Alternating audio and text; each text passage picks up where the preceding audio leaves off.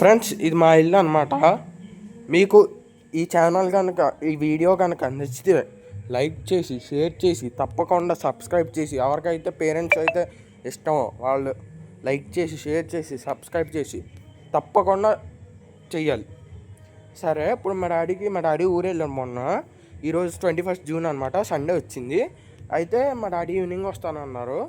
సరే అని చెప్పి నేను ఫాదర్స్ డే కదా అని చెప్పేసి రెడీ చేశాను అనమాట. ఇప్పుడు నేను చేసింది ఎలా ఉందో మీరు చూసి నాకు కామెంట్ బాక్స్లో చెప్పండి, ఓకేనా? చూడండి.